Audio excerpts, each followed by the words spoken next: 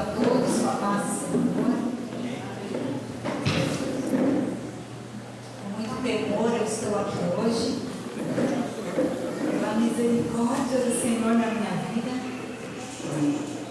Assim como a mãe declarou, espero conseguir expressar aquilo que o Senhor falou profundamente ao meu coração esses dias. Amém? Aproximem-se de Deus, e Ele se aproximará de vós. Será que você entendeu? Aproximem-se de Deus, e Ele se aproximará de vós. Aleluia. Eu vou começar contando rapidamente. Não sei se todos que estão aqui presentes conhecem a história de José, do Egito. É uma das passagens bíblicas que eu mais amo. E toda vez que eu me debruço em cima dessa história, não tem como ela não falar ao meu coração. José, filho de Jacó, que já não era mais Jacó, já era Israel. Deus já tinha feito uma transformação na vida de Jacó. Agora é Israel. E José era o filho favorito de Jacó, porque era o filho da velhice. Sua esposa Raquel era estéril, ambos idosos, e Deus havia prometido um filho a eles. E assim veio José. E José era um menino, à época, com 17 anos, criado pelos princípios de Deus. Jacó era muito dedicado em ensinar aos seus filhos todos os princípios do Senhor. E José, certa vez, tem um sonho. É um resumo bem resumido, tá? Porque a história é longa. José tem um sonho em que ele vê 11, era ele e mais 11 irmãos, certo? E ele tem um sonho onde ele vê 11 feixes de grãos curvando-se a ele. E ele também sonha com o sol representando o pai, a lua representando a mãe, e as 11 estrelas todas se curvando diante dele. E ele conta esse sonho, e os irmãos que já tinham certos ciúmes dele ficam mais enciumados ainda. E aí? E outra, Jacó tinha dado uma túnica colorida para José, coisa mais linda. Ele nunca tinha feito isso a nenhum dos filhos. Os irmãos estavam enciumados mesmo, bravos, não entendiam o que estava acontecendo. E aí eles tramam contra José. E aí eles ficam naquela discussão: não, vamos matar, não, vamos fazer isso, vamos fazer aquilo. Enfim, levam José até um local e resolvem jogá-lo numa cova. Jogam José lá na cova. E nesse meio tempo, o que acontece? Passam mercadores e levam José como escravo. Quando um dos irmãos volta, José já não está mais lá. Eles ficam apavorados. O que a gente vai fazer? Aí eles resolvem inventar uma mentirinha, uma história para o pai.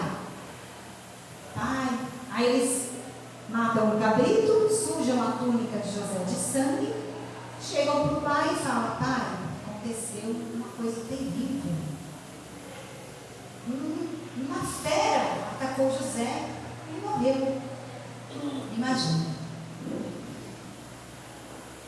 Chegando no Egito, Jacó é vendido para a casa de Potifar. E Potifar era um guarda, era o comandante da guarda real do faraó, um homem muito importante. E José começa a trabalhar na casa de Potifar. José, sempre muito excelente em tudo que fazia, se destaca. Potifar se agrada dele. E aí ele vira um chefe da casa de Potifar. Ele tem o comando da casa de Potifar na mão dele. José que cuida de tudo. Era o homem de confiança de Potifar. E José vai crescendo, vai se tornando adulto. É um homem muito bonito. A esposa de Potifar, ó. José. Fica de olho em José. E José, com seus princípios ali, nem dá bola para a mulher. E ela não se conforma. Ele fica recusando ela, não quer. E aí ela também arma para ele. Encurrala ele, dá um jeito lá, ele, antes de fugir, ela consegue pegar a capa dele, e aí ela inventa uma história que ele a havia atacado. Potifar se viu numa situação complicada, porque ele gostava muito de José. Mas ele não teve escolha. E teve que mandar José para a prisão. José vai para a prisão. Lá na prisão, em função do posicionamento de José, José é colocado como um líder ali dos prisioneiros. Como se fosse um carcereiro. Ele tomava conta dos prisioneiros, mesmo sendo um prisioneiro. E aí, um certo dia, 2 prisioneiros têm um sonho. Cada um tem um sonho estranho lá, contam para José, e José consegue interpretar esses sonhos. E passado o tempo, esses sonhos, a interpretação é realmente aquela, se torna realidade. E José pede a um deles, o copeiro, olha, se um dia você tiver oportunidade, lembre-se de mim, lembre-se que eu fui bom para você, interpretei seu sonho, isso se te beneficiou. Passou, o copeiro lembrou? Não. Passaram-se 2 anos, ele na prisão. E o faraó tem um sonho, um pesadelo, na verdade. E nenhum dos magistrados lá, como é que chamam? Os feiticeiros, enfim, os que eram os bambambam lá de interpretações, ninguém consegue interpretar o sonho. Aí o copeiro se lembra. Puxa, ó, o José que está preso lá, uma vez eu sonhei, ó, não é bom, viu? Manda chamar José. José interpreta. E o sonho de Faraó era que teriam 7 anos de muita abundância, seguidos de 7 anos de muita fome. E quando José interpreta isso para o Faraó, ele já, ó, Faraó, precisamos nos preparar. Se a gente vai ter 7 anos de abundância seguidos de 7 anos de fome, vamos aproveitar esses 7 anos de abundância aí, armazenar alimento, para quando vier a fome a gente está respaldado. Gostei, José, então você vai fazer isso. Você vai ser o responsável por organizar tudo isso. E está lá José, responsável por isso. Passaram-se os 7 anos de abundância, começa o tempo da fome. E aí se espalha a notícia que onde é o único lugar ali que tem alimento? No Egito. Foi o único lugar que guarda o alimento. Jacó fica sabendo, manda seus filhos irem até o Egito. Seus irmãos chegam lá e se deparam com José, mas não reconhecem, né? Porque ele já era um homem agora. José reconhece seus irmãos. Fica quietinho. Irmãos, imagina tudo que José passou. Imagine a alma de José. Imagine você um rapaz, um adolescente, vive bem com seu pai, sua família, cheio de calor, cheio de amor com você, com todo cuidado, te criam com todo zelo, te ensinando, cuidando de você. Você é rodeado de irmãos. Seus próprios irmãos te jogam numa cova e permitem que você seja vendido.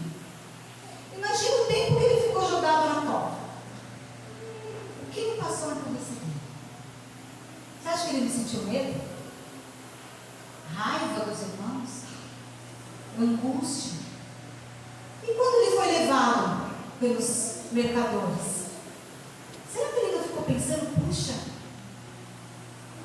será que meu pai está sabendo disso? O que está acontecendo comigo? Que meus irmãos fizeram isso comigo? E quando ele chegou como escravo no Egito, será que ele não ficou o tempo todo pensando, será que ninguém da minha família vai vir me buscar? Ninguém se lembrou mais de mim? De uma hora para outra, ele virou escravo. Sozinho. Num ambiente totalmente hostil. Numa terra que a crença não era dele. Isolado. Sozinho. E aí é que eu quero dizer. O que manteve José? Há muitos dias, aqui se tem falado, se você tem, no profundo da sua alma, no seu entendimento, os princípios do Senhor, você é forte. Mesmo sem ele ter consciência, o que o mantinha era tudo que o pai tinha ensinado a ele sobre Deus.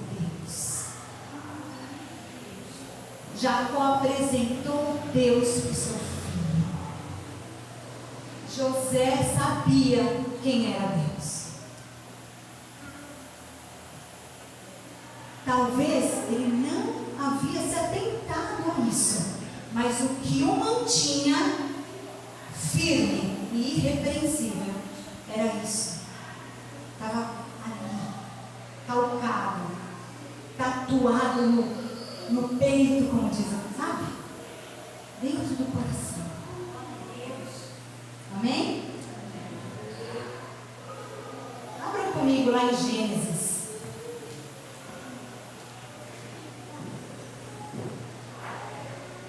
Gênesis 45, irmãos.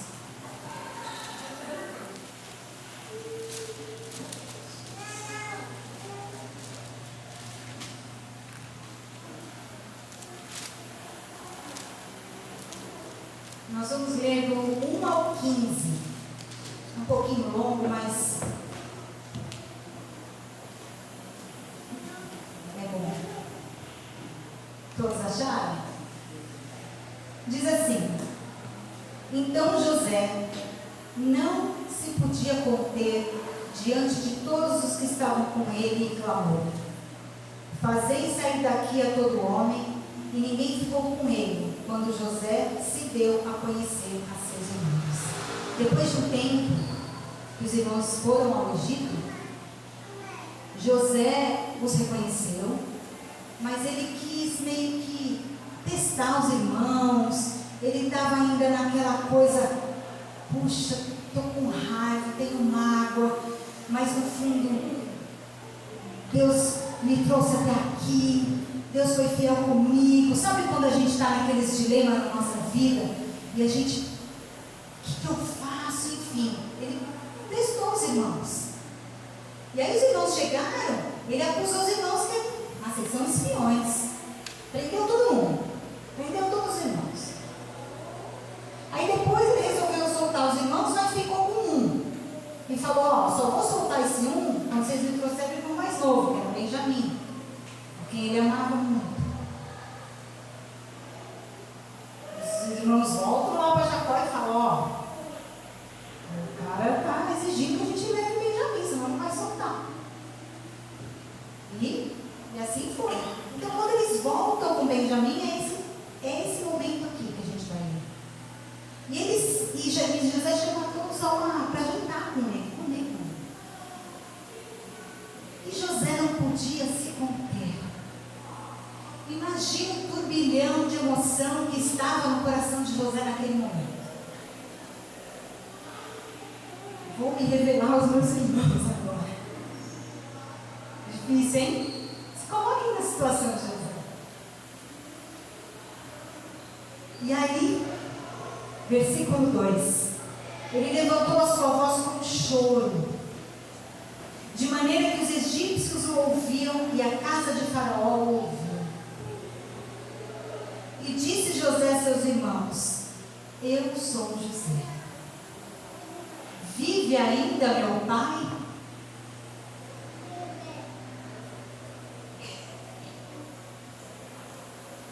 E seus irmãos não lhe puderam responder porque estavam pasmados diante da sua face. E disse José a seus irmãos: peço-vos, chegai-vos a mim. E chegaram-se. Então ele disse: eu sou José, o vosso irmão, a quem vendestes para o Egito. Agora, pois, não vos entristeçais, nem vos pese aos vossos olhos por me haverdes vendido para cá. Porque para a conservação da vida, Deus me enviou diante de vós. Que lindo, né? Será que um dia a gente chega nesse nível? Pensa. Pensa.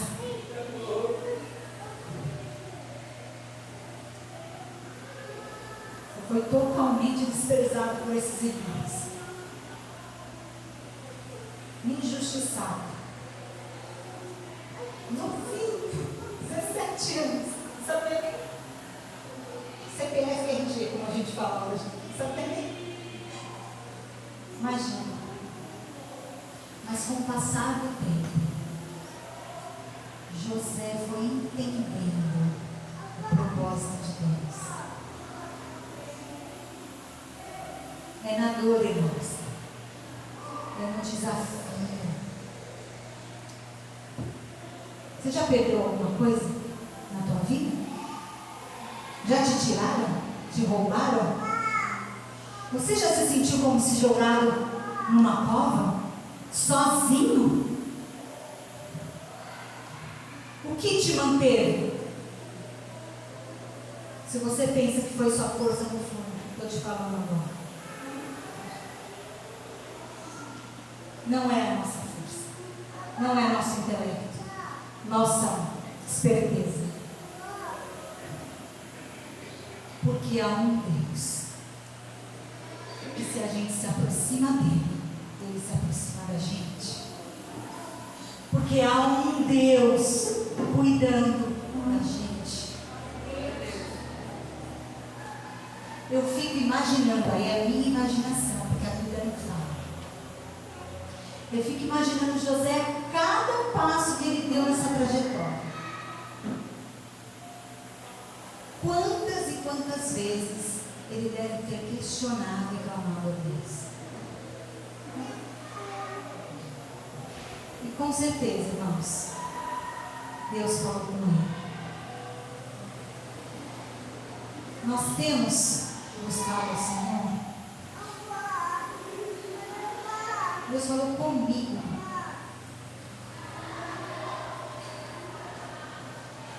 Se eu estava buscando Ele, porque eu parei de buscar o Senhor.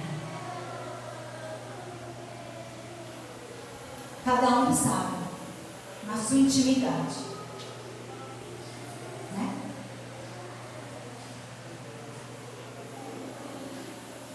Você tem algum questionamento? Onde você tem buscado a resposta? E quando você pede a resposta para Deus, você espera a resposta dele antes de tomar uma atitude? Ou você não aguenta esperar e faz o seu jeito? Porque José, com certeza, buscava as respostas do Senhor em todo esse tempo. E não dava um passo sem que antes Deus falasse com ele.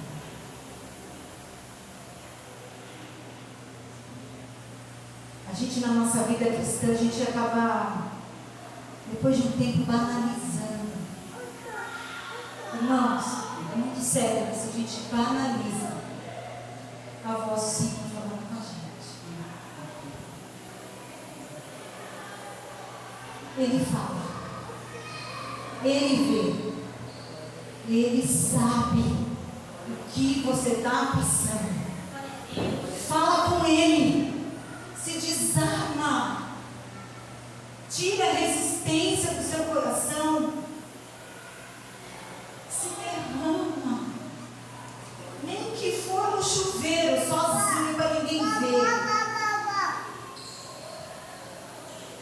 É para Ele. É com Ele que a gente tem que falar. Se José não tivesse feito isso, ele não teria conseguido se manter.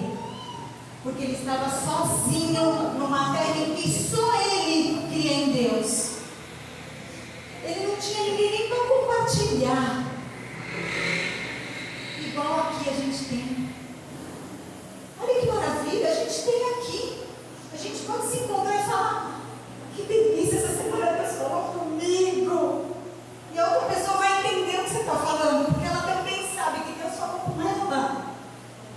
E ambos vão regozijar ao Senhor, ambos vão glorificar o Senhor. Ele não tinha, ele estava sozinho, não tinha ninguém nem para compartilhar. A gente tem valorizado o corpo? A gente tem valorizado quem está do nosso lado, como a Lorena falou? O tempo que a gente tem aqui junto.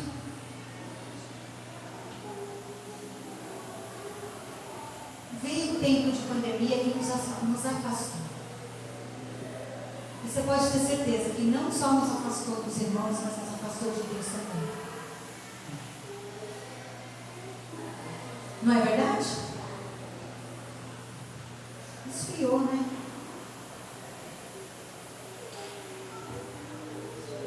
José, ele tinha tanta convicção que Deus era com ele, que apesar da mágoa, da angústia que poderia estar no coração dele durante tanto tempo, quando ele viu os irmãos, ele entendeu. Naquele momento em que ele chora, que Egito todo escuta o choro dele, ele entendeu e ele foi curado. Quanto mais a gente fala com Deus, escuta Deus, mais a gente é curado. A gente começa a passar por cima de coisas que tem nos machucado. Uma discussãozinha aqui, uma coisa que o outro falou que eu não gostei, fui ofendido ali. Você vai entender, isso vai passando, você está curado, não te afeta. José foi curado ali. Ele viu os irmãos dele e entendeu. Fiquem calmos, meus irmãos. Eu sou José, o irmão que vocês mandaram como escravo. Mas olha, chega aqui. Chega mais, vai. Dá um abraço. Saudade. Não precisem mais, não precisa mais ficar se sentindo culpados. Não se sintam mais culpados. Porque era um propósito de Deus. Porque era para eu estar aqui agora, nesse lugar, nesse tempo. Para que fosse, para que tivesse a provisão para o povo. Irmãos, Deus vê o que a gente não vê. A gente fica preso em coisinhas pequenas, quando Deus está vendo grande. E quando a gente entende isso, é maravilhoso. Sabe aquele fardo que está pesado, que a Bíblia fala, que é leve quando Jesus anda com a gente? É isso.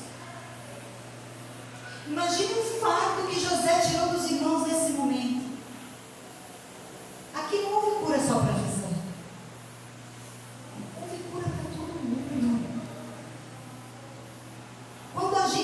O propósito de Deus na nossa vida, nosso posicionamento muda, ok?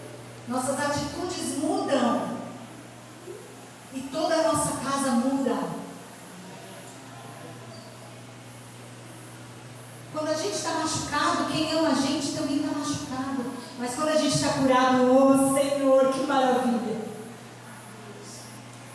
Todos vivem e contemplam da mesma cura. Não é maravilhoso? A gente acha que é só com a gente. A gente é egoísta. Mas Deus, quando faz as coisas, Ele olha muito mais profundo. O olhar dele não é pequeno como nós.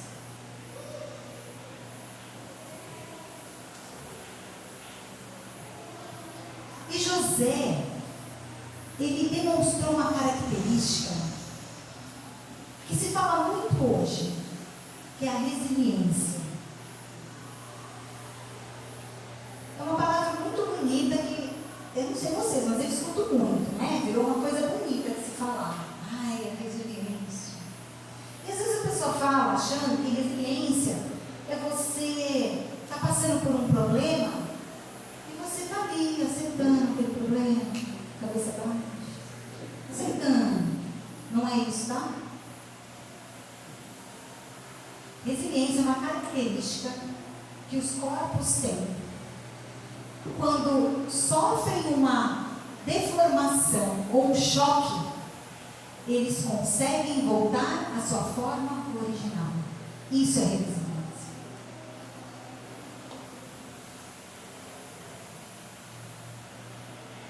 A vida do cristão é ser resiliente. A gente leva pancada. Mas ó, pá, vou voltar, meu lugar é aqui. Estou firmada na rocha. Levou uma chapuletada de lá. Balanga, mas volta. José foi resiliente, hein? Camarada, ó.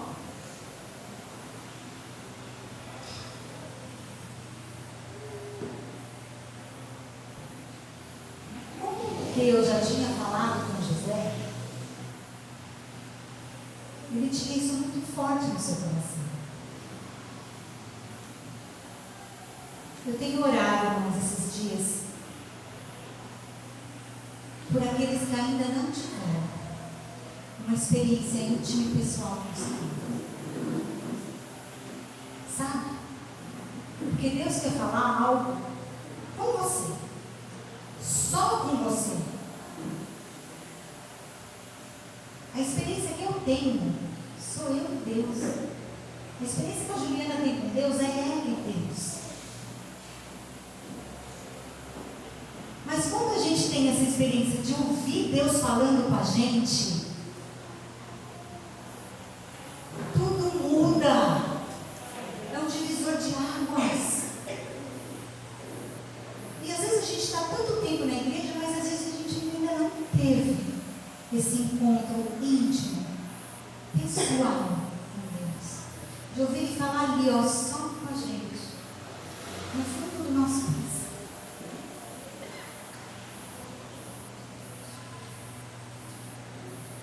É tão bom, irmãos. Então esse contato que José teve com Deus durante sua infância e sua adolescência foi a base de vida para ele. Que as nossas crianças estão vendo lá embaixo, não menosprezem, irmãos. É a base para uma vida. Quisera eu ter aprendido essas coisas quando eu era criança. Mas Deus foi misericordioso comigo. Eu já adulta, eu me laço. Mas é muito bom ter uma experiência com o Senhor. E aí, a gente entende que a nossa vida está totalmente no controle do Senhor. Mesmo nas adversidades. José ficou preso lá 2 anos. Ali, ele sabia que Deus estava com ele. Quando ele estava em posição de honra, ele não se esqueceu de Deus. Ali, Deus estava com ele. E ele sabia.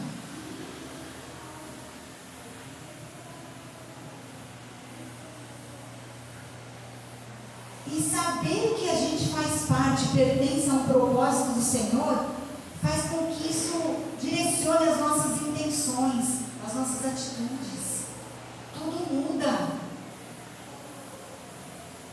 Faz uma experiência. Faz uma experiência. Uma semaninha. Firme mesmo na oração, no propósito de oração. Veja como você vai mudar de atitude. Mas presta atenção, porque pode ser que você não perceba. Você vai ficar mais manso, mais tolerante, tranquilo para resolver os problemas, vai ficar menos ansioso. Não é tão bom viver assim? E a gente fica, né, na labuta, esquecendo que é só buscar o Senhor. Aproxime-se dele, ele se aproxima de vós.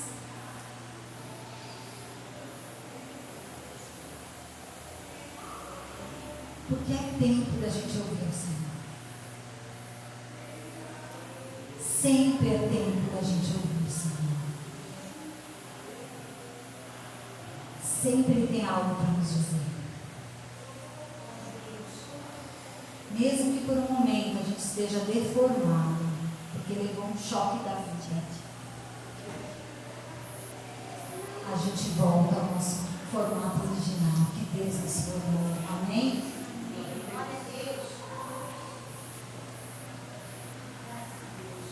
Ele sabe, irmãos.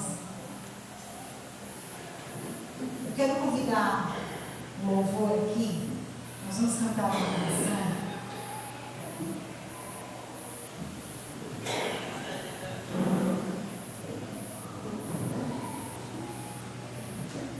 Enquanto isso,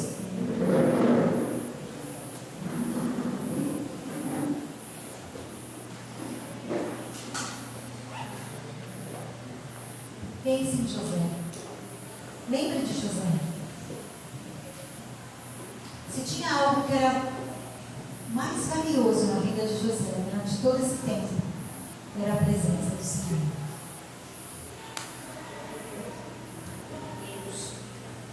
Ele tinha ali a presença do Senhor. Amém? Se você quiser, fique de pé.